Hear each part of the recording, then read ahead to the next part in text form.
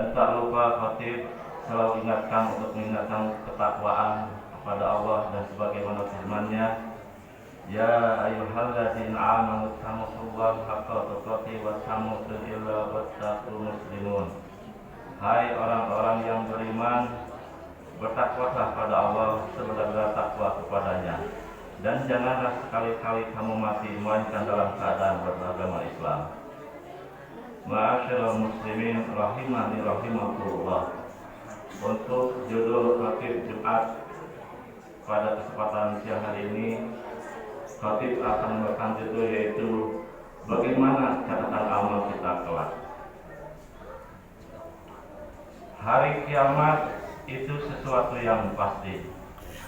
Setiap kita akan bertanggung jawab pada Allah. Setiap kita punya catatan amal dan akan menerima catatan amal. Ada yang menerima dengan tangan kanannya, ada yang menerima dengan tangan kirinya, dan ada yang menerima dari belakang punggungnya. Allah Subhanahu wa ta'ala berfirman, fa amma man utiya kitabahu biyaminihi fayaqulu ha'umul qur'anu kitabiyah. Adapun orang-orang yang diberikan kepadanya kitabnya dari sebelah kanannya, maka dia berkata, ambillah, bacalah kitab ini. Allah Subhanahu wa ta'ala berfirman dalam surat Al-Haqqah ayat 25, wa amma man utihi kitabahu bisamalihi fayaqulu ya layatani lam uta kitabiyah. Adapun orang-orang yang diberikan kepadanya kitabnya dari sebelah kirinya, maka dia berkata, wahai, alangkah baiknya tidak diberikan kepada kitabku ini. Ma'asyiral muslimin rahimakumullah. Karena sibuk memikirkan catatan amal kita di akhirat, kita tidak bisa lagi memikirkan bagaimana keadaan orang-orang terdekat kita. Sebagaimana sabda hadis Rasulullah SAW dari Aisyah radhiyallahu anha, ia ketika itu mengingat neraka, lantas ia menangis. Rasulullah SAW bertanya saat itu, apa yang membuatmu menangis wahai anakku? Aisyah menjawab, aku mengingat neraka, lantas aku menangis. Apakah kalian akan mengingat keluarga kalian pada hari kiamat? Rasulullah SAW menjawab, ada 3 keadaan seseorang akan tidak akan mengingat siapapun pada hari kiamat. Keadaan yang pertama, ketika di sisi mizan atau timbangan, sampai seseorang mengetahui timbangannya ringan ataukah berat. Keadaan yang ketiga, ketika berada pada sisi kitab catatan amal, ketika dikatakan ambillah, bacalah kitabku ini, sampai ia mengetahui apakah catatannya diambil dari sisi kanan ataukah dari sisi kiri atau dari belakang punggungnya. Keadaan yang ketiga, ketika ia berada di jembatan Shiratal Mustaqim yang dibentangkan di atas neraka jahanam. Hadis riwayat Abu Daud. Ma'asyiral muslimin rahimakumullah.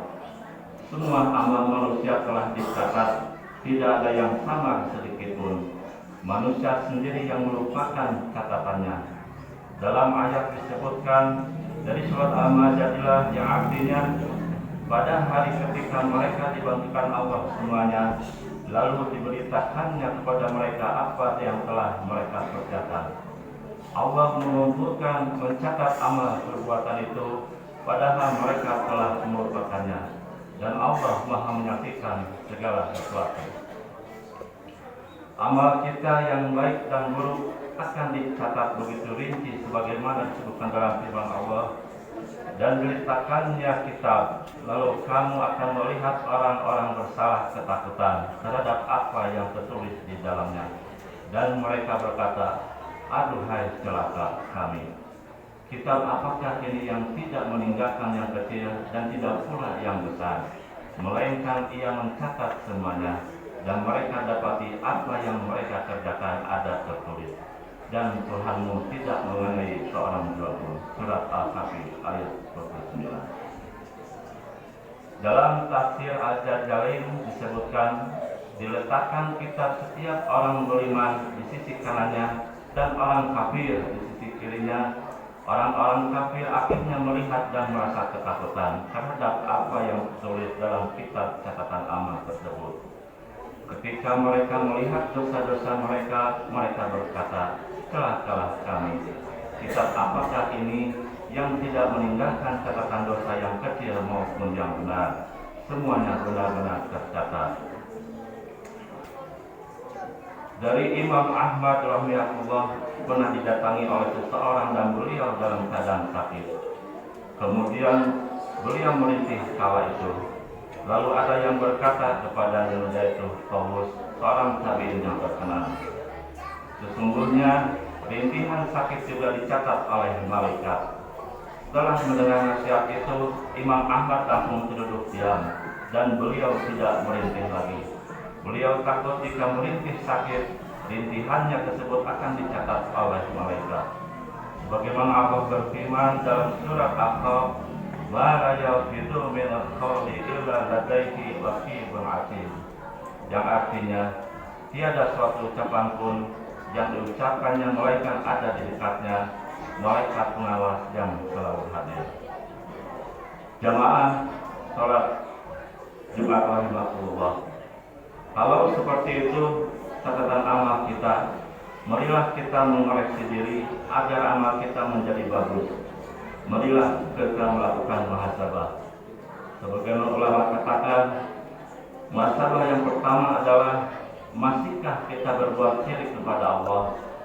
Sedangkan syirik adalah dosa yang besar, yang amat besar, dan tidak Allah maafkan jika dibawa mati.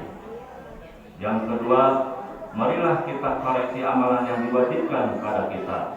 Apa kita sudah perhatikan atau malah sering meninggalkan?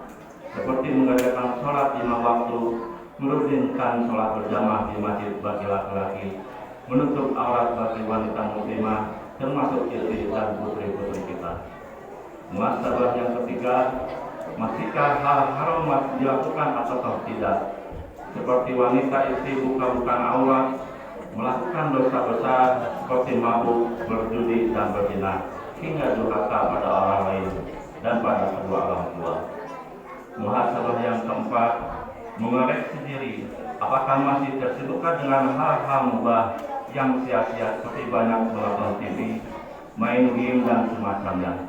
Namun hal mubah bisa dihukumi haram kalau berisi maksiat atau melalaikan diri dari kewajiban. Barakallahu wa lakum ya Qur'an al-Hadim. Inna